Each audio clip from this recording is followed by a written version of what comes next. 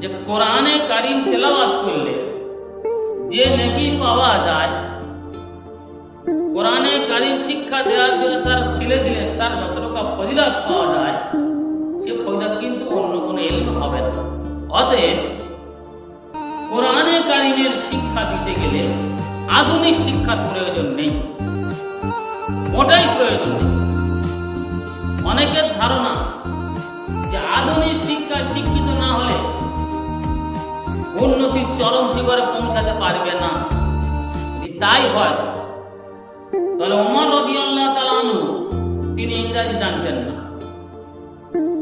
পুরো অর্ধেক পৃথিবীর বাদশা ছিলেন ওমর রাদিয়াল্লাহু আনহু, তিনি কি করে হয়েছিলেন? এত বিশাল বড় সাম্রাজ্যের অধিকারী, সব জায়গায় লেখাপত্র করতেন। এই কথাটা আলাদা জিনিস। ইংরাজির প্রচলন আমাদের এখানে কিভাবে এলো আর কবে থেকে এলো?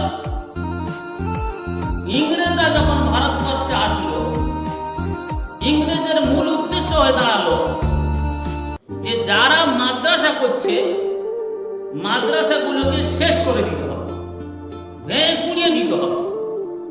এমনি যদি কুড়িয়ে দেওয়া হয়, লোকের অভিযোগ আসবে, লোক বলবে আমাদের ধর্মস্থানটাকে শেষ করে দিচ্ছে, অতএব ওদের মেরুদণ্ড ভেঙে দাও,